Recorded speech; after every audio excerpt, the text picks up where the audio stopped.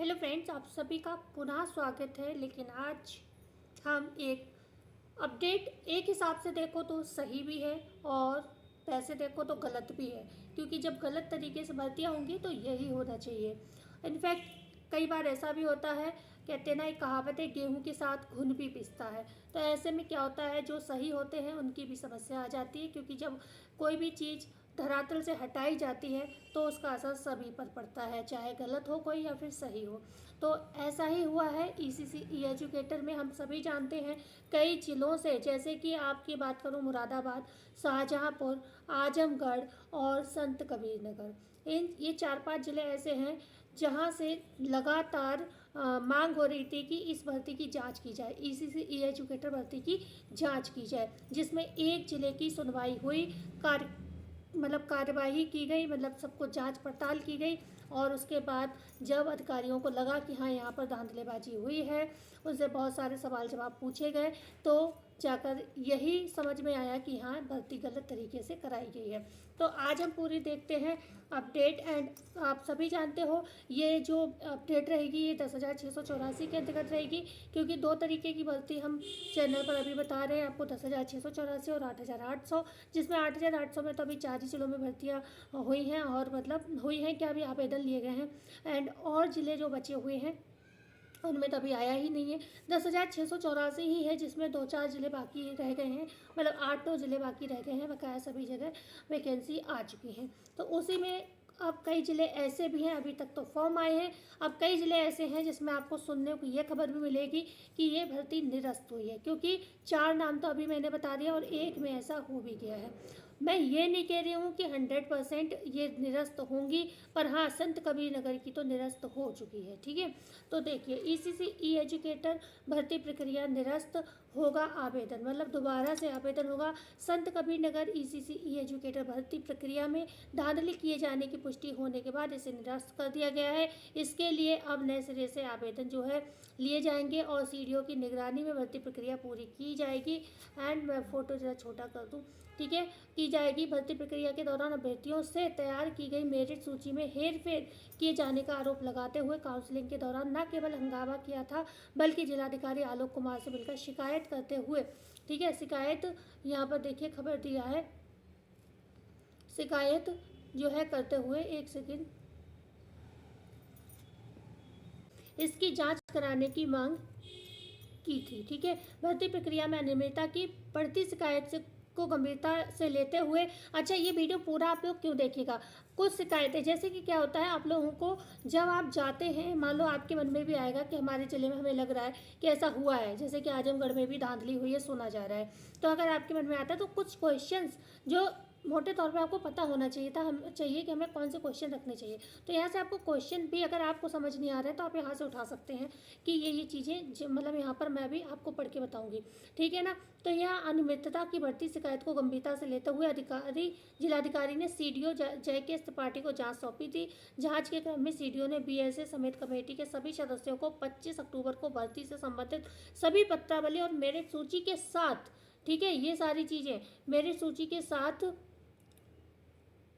तलब किया था अभ्यर्थियों की जो शिकायतें थी, मतलब, ठीक है। तो यहाँ पर क्वेश्चन पहले आपको मैं बताती हूँ कौन कौन से क्वेश्चन इन्होंने रखे थे अभ्यर्थियों ने।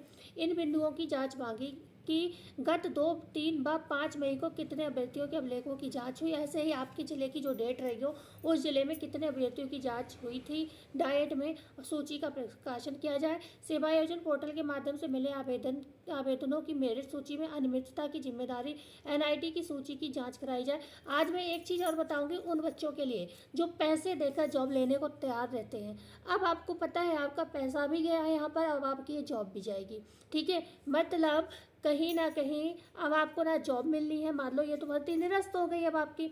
अब जिस बच्चे ने पैसा दिया होगा ना, इसीलिए अभी भी सुधर जाओ। आपके चक्कर में क्या होता है ना, वो बच्चे भी रह जाते हैं जो महीनों से, सालों से मेहनत करते हैं, परेशान होते हैं, ठीक है, किसी भी चीज़ में। यहाँ पे तो चलो कोई जॉब और एग्ज़ाम नहीं है, लेकिन फिर भी ये भी बच्चे, हो सकता है इनमें भी बहुत से बच्चे हर तरफ से हाथ पैर मार के थक गए होंगे, तब सोचा होगा चलो अब इसी में आवेदन करते हैं, कहीं नहीं मिली तो यही पास की जॉब कर लेते हैं, ठीक है। ऐसे भी बच्चे होंगे, क्योंकि आप जानते हो सरकारी नौकरी आजकल ऐसा भी नहीं, मेहनत करने वाले भी बहुत है, फिर भी नहीं मिल रही है जॉब, ठीक है। हमेशा तो उस बच्चों का ही नहीं होता, बहुत से बच्चे बहुत मेहनत कर रहे हैं फिर भी जॉब नहीं मिल रही है, और मुझसे बेहतर ये बात कोई नहीं समझ सकता, ठीक है। तो यहाँ पर सेवा योजन पोर्टल के माध्यम से मिले आवेदनों की मेरी सूची में अनियमितता की जिम्मेदार एनआईटी की सूची की जांच कराई जाए, सभी अभ्यर्थियों की मेरिट सूची को यहाँ पर मतलब दिखाया जाए, एंड उनके गुणांक के बारे में भी जानकारी दी जाए।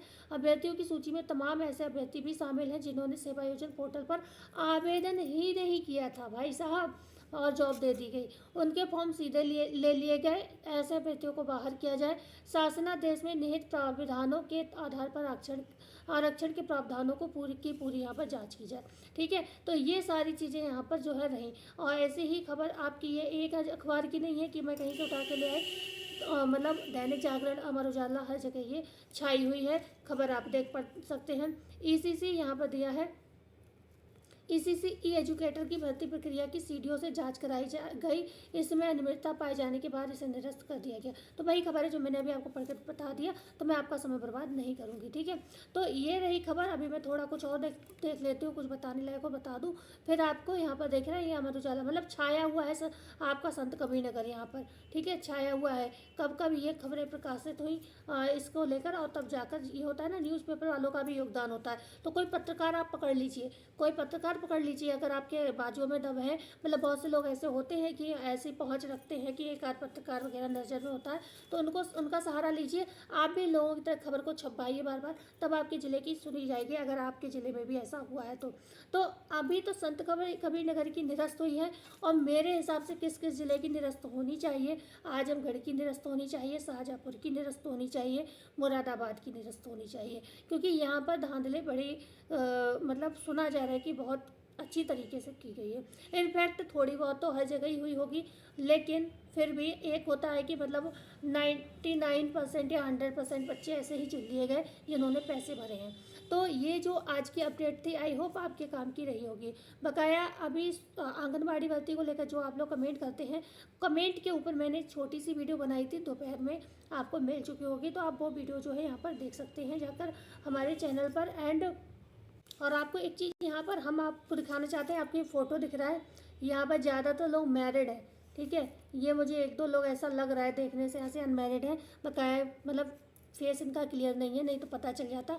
सारे लोग मैरिड है, ये पता कौन लोग हैं, ये ऐसे ही फ़ोटो नहीं लिए क्या, इन लोगों ने आवाज़ उठाई थी इन चीज़ों के लिए, ठीक है। तो आप लोग भी इन लोगों की तरह बनिए, ठीक है। शादीशुदा लोगों के लिए बहुत दिक्कतें होती हैं भाई, ससुराल वालों की सुनना, सबकी सुनना, उसके बावजूद भी अगर ये लोग पहुंच सकते हैं, तो आप लोग मैरिड अनमैरिड कैसे भी हो, आप लोग भी आवाज़ उठाइए, क्योंकि आपके हक की लड़ाई है, आपको खुद सामने आना होगा, ठीक है। आप ही सोचिए, आपके पास अगर आपको लग रहा है मेरे नंबर भी अच्छे है, उसके बाद डीबी के लिए कॉल मैसेज नहीं आ रहा है, आवाज़ उठाइए भाई, क्यों आप नहीं बुला रहे हैं, कम से कम हमारा डॉक्यूमेंट वेरिफिकेशन तो कराइए, हमारा इंटरव्यू लीजिए, उसमें कोई कमी हो बताइए, मतलब आवाज़ उठाइए इस चीज़ के ऊपर। ये क्या होता है रैंडम सिलेक्शन का क्या मतलब है भाई, हमने मेहनत की, हमारे नंबर ज़्यादा, हमें बुलाइए डीबी में, कम नंबर वालों को क्यों बुला रहे हैं। तो ये इस चीज़ पर भी आप लोग आवाज़ उठाइए अपने शहर में, क्योंकि मैं एक शहर में आवाज़ उठाकर कुछ नहीं कर सकती, ठीक है। दूसरा, आप लोगों को ये जॉब चाहिए, आप इस चीज़ को मानिए, ठीक है। तो आपको लड़ना पड़ेगा इस चीज़ के लिए। देखो, जिसको जो चाहिए वो वहाँ पर मेहनत कर रहा है,